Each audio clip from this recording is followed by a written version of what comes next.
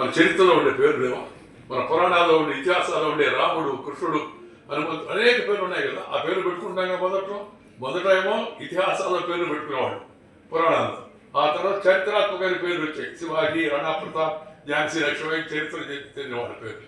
ఆ తర్వాత దేశంలో గొప్ప నాయకులుగా ఉన్న వాళ్ళ పేర్లు వచ్చాయి. ఆ తర్వాత ఇప్పుడు పేర్లు పెట్టుకుంటున్నారు. ఆ పేరేందో అర్థమైందో మనకు అర్థం కాదు. నీ పేరేందమ్మంటే చెప్తారు వాడు. ఏంటి నాకు కొద్ది తెలుగు తెలుసు, కొద్ది ఇంగ్లీష్ కూడా తెలుసు, నాకే అర్థం కాదు పేరు. వాళ్ళకి కూడా తెలవదు. ఏదో పేరు పెట్టాలి, కొత్త పేరు మామూలుగా ఉన్నది కానీ అంటే కాబట్టి ఇట్లా పెట్టాలి అన్నట్టుగా తయారవ్వడం. మన కట్టు, బొట్టు, మాట, ఆట, పాట, భాష, యాస, గోస, ఆఖరికి మన తిట్టు కూడా ప్రత్యేకమైన.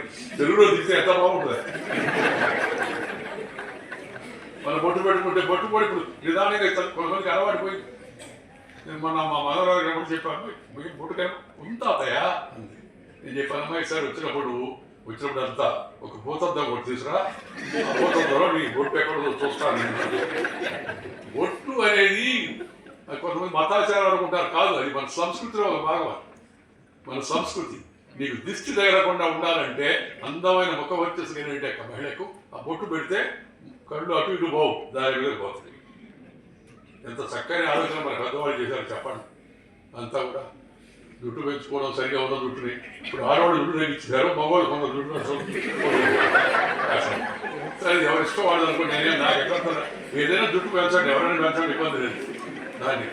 కానీ మనం ఎక్కడికి పోతున్నామని ఆలోచించాలి. మన సాంప్రదాయం మారకూడదు, మనం మర్చిపోకూడదు.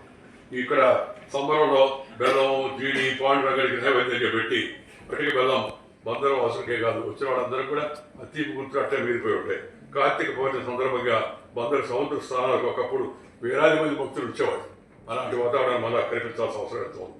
దసరా సందర్భంగా ఇక్కడ కట్టే శక్తి పటాలు దేశవ్యాప్తంగా కీర్తి సంపాదించి పెట్టాయి. ఈ సందర్భంగా యువత కొన్ని విషయాలు నేను ముఖ్యంగా చెప్పదలుచుకున్నాను. సమయాన్ని వృధా చేయొద్దు. లక్ష్య సాధన కోసం, నైపుణ్య పెంపుదల కోసం సద్వినియోగం చేసుకోండి. మన కళలను, మన భాషను మర్చిపోవద్దు, వాటిని ప్రోత్సహించండి. మన చదువుతో పాటు ఆట పాటలు ఎంతో ముఖ్యం. కళలు, ఆటలు, పాటలు ఆత్మవిశ్వాసాన్ని పొందిస్తాయి. నాయకత్వ లక్షణాలను పెద్దల నుంచి, ఇంతకుముందు మీకున్న నాయకుల నుంచి ఆ లక్షణాలను పొందండి. డిజిటల్ స్క్రీన్లకు అతుక్కుపోవద్దు. దానివల్ల శారీరక, మానసిక రుగ్మతలు ఎక్కువ అవుతున్నాయి. యువత ఆరోగ్యకరమైన జీవనశైలి అలవర్చుకోవాలా, ఉదయాన్నే లేయాలా, కాస్త వ్యాయామం చేయాలా, యోగా. ఒక అబ్బాయి అడిగాడు, యోగా వల్ల నాకేమొస్తుందండి అని. యోగ్యుడు అవుతాను అది. యోగా వల్ల ఏమవుతుంది, నాకు యోగ్యుడు అవుతాను వాళ్ళ. సరే యోగా మంచిదే, కానీ యోగా అంటే సూర్య నమస్కారం నాకు అర్థమైంది. నీకు సూర్య నమస్కారం కానీ ఇబ్బంది నీకు అయితే చంద్ర నమస్కారం చేసుకురా బాబు, సూర్యుడి పేరు ఇబ్బందిగా ఉంటాయి. Yoga is exercise for body and mind also. If you are physically fit you will be mental alert. అది గుర్తుపెట్టుకోవాల్సిన అవసరం ఉంది. అందువల్ల పిల్లలు యోగా చేయడం. మొన్న ఒక అబ్బాయి యోగా మోడీ గారు, yoga is not for Modi, yoga is for your body. ఆ విషయాన్ని అర్థం చేసుకోవాల్సిన అవసరం ఉంది.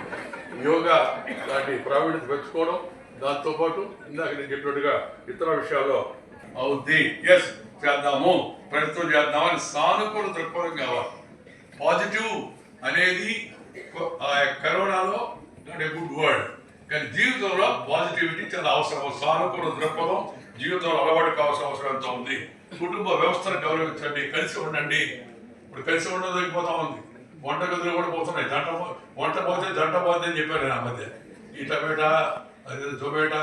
మనం శుభ్రంగా భారతీయ వంటలు ఎన్ని రకాలైన వంటలు ఉన్నాయి, వేల రకాల వంటలు ఉన్నాయి.